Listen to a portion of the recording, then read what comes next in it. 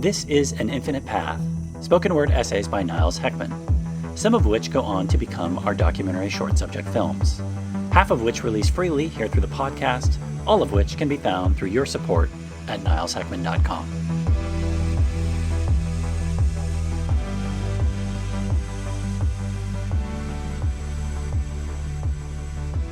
Comedy is great.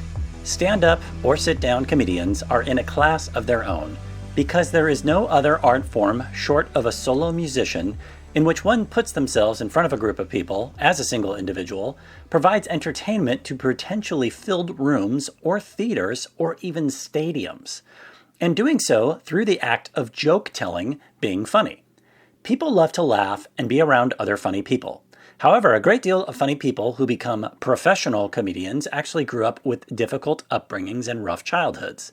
That almost seems to be a prerequisite to greatness within the art form, which may be credited to the mapping of polarity dynamic where you need to have had your life be not just sunshine, rainbows, and easiness to be able to output more of a full spectrum and hilariously joyful material. But with the rise of all things, most of those who do so are quite so-so. Mediocre at best. And these mediocre people fill stadiums because they are good at producing mindless entertainment and talking about essentially little to nothing while also outputting chuckles. However, different types of comedians have existed through the hilarity of the decades who are usually not as known or popular or likely paid as much, yet are the highest quality comedians. They are the most timeless, whose jokes became the most memorable and potentially life influential. Some of our personal favorites we've mentioned in the past before. Names like, and pardon us not including any ladies in this one, David Cross, George Carlin, Steve Hughes, and even Robert Anton Wilson, who were unique voices.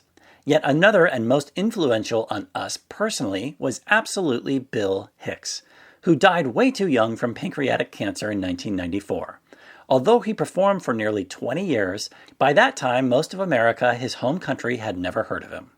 The first half of his comedy career was on the road at small venues. His television exposure, along with any sort of AM radio, which at the time in the 80s and 90s was the only real way to reach more people in the genre and thus become more known, was small. He made only 2 albums during his lifetime, with at least another 5 released posthumously. Hicks, along with some of those other names, are and were great, because they used comedy to talk about the deeper things in life.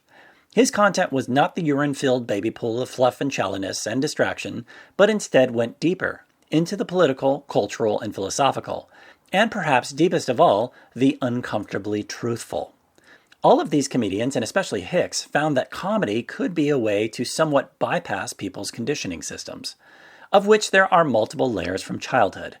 We have also spoken of the quote, "If you want to tell people the truth, make them laugh, otherwise they'll kill you," which has had some debate around the originator but is primarily credited to Oscar Wilde. This quote is likely a variant on the ancient Mongolian proverb which says, "A man about to tell the truth should keep one foot in the stirrup," because in a culture awash in disinformation, telling the truth can be said to be a revolutionary act, not to mention hazardous to one's health. While this is not the only death with truth quote we all know, another one being, "Don't kill me, I'm just the messenger," the point of the otherwise they'll kill you quote is to use a little sugar to help the medicine go down. In short, sugar-coat it. Help to soften the blow. While the quote might have been speaking metaphorically about being killed, people in positions of power have certainly been known to ruin careers or kill journalists over truth being shared about them. That's as imperial as empire pie. The machines of empire and all of us complicit in it don't want to look at shadow, otherwise called darkness, of both the culture, let alone their own, and how they are often complicit in the larger cultural shadow. Revealing that to them puts them on the psychiatrist's couch, where they don't want to be, and angers them due to the revealing of pain and confrontation. In Hermetic Kabbalah, this is called nakash, and it is how you progress by not just confronting it, but fixing the things that are causing it. Humor can be a sign of immaturity if used to cover up real talk, but it can also be used to help with all sorts of aggravations and negative feelings, which is where the deepness lives, in the dark depths of the ocean of the mind.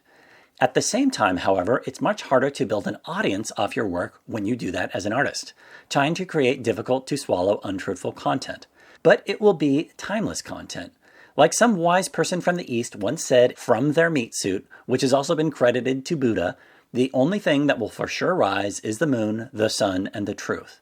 So a main way Hicks was able to do this is he was not afraid to go up in front of an audience and make them a bit uncomfortable. By not only going deep, but sometimes uncomfortably and truthfully deep. Never losing confidence and never adjusting his material to the crowd. Just instead being himself, with it being said that he went out of his way to make people fidget in their seats.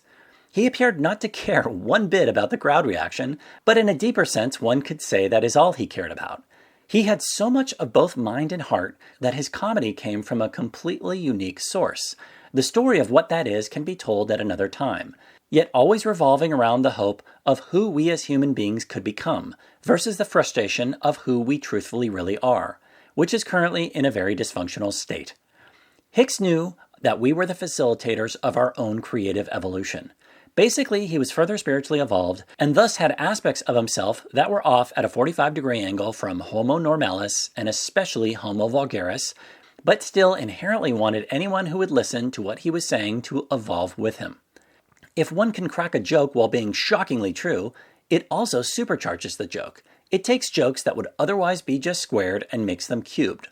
Or if one inserts deeper spiritual philosophy into jokes, that can smear them across all zeitgeists for all time. But that's not easy to do, and most people don't have the eyes to see it or the ears to hear it because they are not mature enough to do so. But if an audience member is a young mind for molding or a flower for watering, and most importantly is more influential to the truth than propaganda when they hear it, something that may be initially uncomfortable, and that is not dysfunctional enough to be walked out upon, will have the audience member lying in bed later that night thinking about it and be like, that is so true. And this nugget of truth was delivered to them through the parcel of comedy, which made the data transfer of it more palpable. So in the later half of his nearly 20-year career, Hicks did become more well-known. Never, of course, becoming a household name, but becoming appreciated and respected by his peers, with many of them knowing he was special. But that was after a decade of doing small shows on the road, many of which he would essentially clear the room with due to his truths. Eventually finding more success in the UK due to the political environment of the time being less polluted with aggression, and also likely due to the fact that Hicks was from Texas, which is full of churches full of Texicans, is hotter than the fires of hell, is the shit-kicker mothership where all the world's cowboys emanate out from, yet that would still not stop him from often ripping into the corporate aspects of non-real religion, there and in other regressive red stateness. Since Europe, having gone through their holy wars during the Crusades, chucked more of their past most religious bonkersness than America had, they were more open to what Hicks had to say at the time, and was met with still some, but less resistance there. He likely still made British audiences uncomfortable, but not as much as he would of American audiences at the time. So eventually, with an American, and especially British and somewhat global audience, a small percentage of his international audience eventually begged for his scolding view of politics and his commentary on international chaos, continuing to use comedy to say deeper, truthful things about what the majority of especially Americans were doing with their lives and culture, which, if you really think about it, was primarily mundane at best, if not even completely empty and meaningless, and people were like, I don't want to hear this, I gotta be at work tomorrow. So for the previously mentioned reasons around Hicks, who was an influence on our work, we have long thought that much of our material would be better communicated through music, and especially stand-up comedy, instead of extremely obscure narrative documentary film and obscure narrated spoken word essay. But over the years, as our work related to these podcasts, essays, and documentaries started flying the flags of being interested in alternative areas such as spiritual philosophies, which are not welcome in mainstream consumerist corporate culture, we came to realize that much of the alternosphere, which comprises some very good things such as indigenous and ancient wisdom, nature's medicines, anti-imperial journalism, esotericism, and permaculture, but also not so good areas such as bad pseudo-woo spirituality, snake oil alternative medicines, geopolitics, pop occultism, and especially conspirituality and conspiracy did also not contain truths but were sometimes just as untruthful as mainstream culture. Seeing how many people went off the deep end with COVID-19 has been a real eye-opener, for example. So if anything, this latest plague, and there have been ones in the past and there will be more in the future, has made us less conspiratorial. We have plans for a future feature-length narrated piece to be made into either a documentary or, if we don't end up spending the time on the visual component, a longer-form spoken word audiobook only around patternicity of what we have seen in many of these fields and with some folks in the past who we might have called teachers, much of whom's work focuses around the alternosphere. To cut to the bone of what the thesis of that piece will be, is that the majority of what these teachers were saying, along with guests you might hear on especially conspiracy-related channels, were claiming to be more conscious about reality and the world's problems, but instead solely and exclusively actually just talking about politics in disguise. And not from a standpoint of being pro-democratic and having more faith in our electoral process, but in fact the opposite. Sometimes identifying problems fairly accurately, but then oftentimes, if not always, proposing batshit crazy, pro-authoritarian, hyper-off-balance, right-wing, homo vulgaris solutions to such problems. Much of which is completely opposite to the indigenous wisdom we have come to respect and be shown by nature, which basically teaches in its most simple form that we must re-become homo naturalis, reconnecting to spirit and returning to being caretakers instead of just takers. While we, and likely you as well, are sick and tired of being sick and tired of corporate, big legacy, mainstream mockingbird media gaslighting us, and that's just speaking of the more false-balanced, both sides, centrist media, sometimes maybe financed by Sure. If you're more conservative-leaning, you'll throw in the anti-Jewish dog whistle of being Soros-backed. Yet that's not even speaking of the regressive, lie-with-every-breath, extreme right-wrong-wing propaganda media that's bankrolled by such Sith lords with last names such as Koch, DeVos, Murdoch, Walton, and Mercer.